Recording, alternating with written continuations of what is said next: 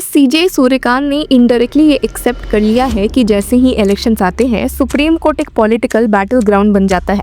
मतलब seriously, democracy का सबसे पावरफुल जुडिशियल फोरम जहां कॉन्स्टिट्यूशन की बात होती है, वहीं ये जगह अब पॉलिटिकल स्ट्रैटेजी का एक्सटेंशन बन रहा है। ये सवाल तब और स्ट्रॉन्ग हो गए जब सीजे सूर्यकांत ने खुद ऑब्जर्व किया कि whenever elections come this court becomes a political battle ground. और सीन समझते हैं कि आखिर ऐसे कितने केसेस सीजे सूर्यकांत के सामने आ गए हैं या सुप्रीम कोर्ट के सामने कि देश की टॉप कोर्ट परेशान नजर आई है। Hello law lovers and justice seekers, welcome to law Chakra. हम आपके लिए लेकर आए हैं कुछ बहुत ही exclusive. Introducing law Chakra prime membership, जो आपको देगा exclusive access like never before. बनिए लॉ चक्रा की प्राइम मेंबर और अनलॉक कीजिए full potential of legal knowledge. अभी ज्वाइन कीजिए। सबसे लेटेस्ट केस और कहीं से नहीं वेस्ट बंगाल से आ रही है, जहां सिचुएशन और कॉम्प्लेक्स है।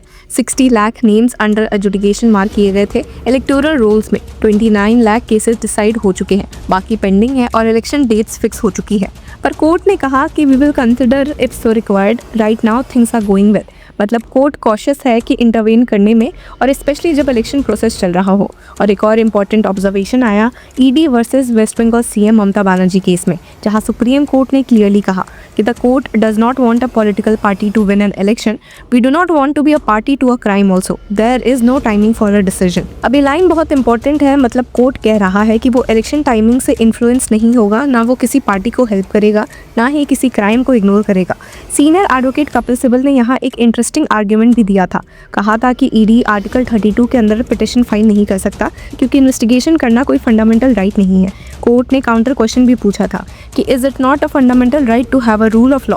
अभी एक डीप कॉन्स्टिट्यूशनल डिबेट है कि क्या रूल ऑफ लॉ खुद एक इन्फोर्सेबल फंडामेंटल राइट है, और अगर हाँ तो गवर्नमेंट एजेंसीज भी आर्टिकल 32 अप्रोच कर सकती है या नहीं। अगर ये अलाउ हो गए तो फ्लड गेट्स ओपन हो सकते हैं, हर डिपार्टमेंट सुप्रीम कोर्ट आने लगेगा। और स्पेशली इलेक्शन के टाइम में, जहाँ रिसेंटली हमने देखा भी था कि 2 कम्युनिस्ट पार्टी सुप्रीम कोर्ट पहुंची थी डिमांड करते हुए कि असम के सीएम हिमंता बिस्वा शर्मा के अलेज्ड हेट स्पीचेस पर एक्शन लिया जाए। पहली नजर में ये एक सीरियस कॉन्स्टिट्यूशनल कंसर्न लगता है। Hate speech, election, public order सब एकदम सेंसिटिव इश्यूज है।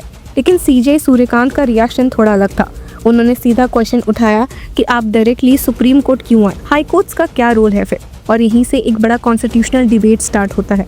सीजे सूर्यकांत ने क्लियरली कहा था कि the entire effort is to undermine, demoralise the high courts which is not acceptable to us. और ये लाइन सिर्फ एक ऑब्जर्वेशन नहीं है, ये एक वार्निंग है। मतलब सुप्रीम कोर्ट ये सिग्नल दे रही है कि आर्टिकल 32 का मिसयूज हो रहा है। अब थोड़ा आर्टिकल 32 समझ लेते हैं सिंपल लैंग्वेज में। ये वो राइट है जो डायरेक्टली सुप्रीम कोर्ट अप्रोच करने का पावर देता है जब फंडामेंटल राइट्स वायलेट हो। लेकिन जब हर पॉलिटिकल इशू को फंडामेंटल राइट्स का रैपर दे दिया जाए तब प्रॉब्लम स्टार्ट होती है। सीनियर एडवोकेट अभिषेक मनु सिंघवी ने आर्ग्यू किया भी था कि पहले भी 17 इंस्टेंसेस में सुप्रीम कोर्ट ने ऐसे पिटिशंस एंटरटेन किए हैं, लेकिन कोर्ट इम्प्रेस्ड नहीं थी। क्यों? क्योंकि कोर्ट अब पैटर्न देख रही थी। इलेक्शंस आते ही पॉलिटिकल पार्टी सुप्रीम कोर्ट को एक शॉर्टकट बना लेते हैं। और एक और फिर हियरिंग में जब बीजेपी लीडर्स के अलेज्ड हेट स्पीच का मैटर्स आया था, तभी सीजे सूर्यकांत ने काफी शार्प ऑब्जर्वेशन दिया था कि come with an impartial and neutral petition. Ultimately there must be restraint in speeches from all sides, you haven't cited a single example from the other side. मतलब कोर्ट कह रहा है कि सेलेक्टिव आउटरीच नहीं चलेगा। अगर आप जेन्युइनली जस्टिस चाहते हो तो न्यूट्रल अप्रोच लाओ।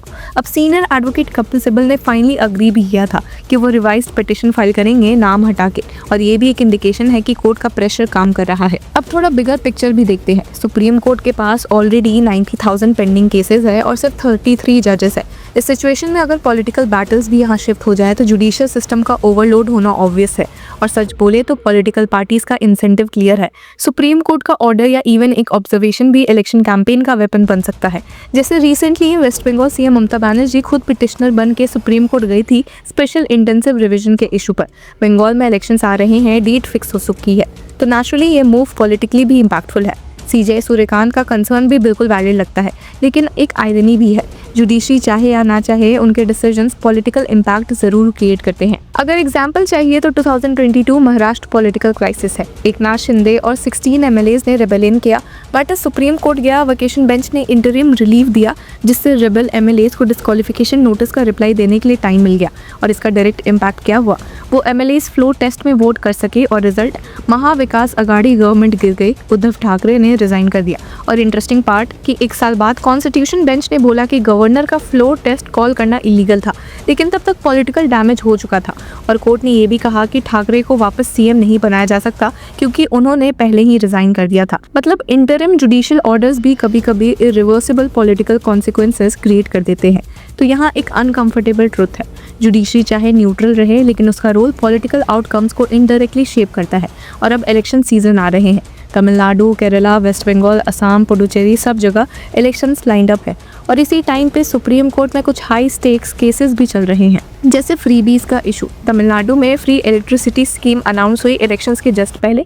कोर्ट ने क्वेश्चन किया टाइमिंग पे, लेकिन क्लैरिफाई भी किया कि ये ऑब्जर्वेशन सब स्टेट्स के लिए है। सबरीमाला केस भी दोबारा हियरिंग के लिए आ रहा है और ये इशू पहले भी इलेक्शंस को इन्फ्लुएंस कर चुका है। केरला में इस पे स्ट्रॉन्ग पॉलिटिकल रिएक्शंस आए थे।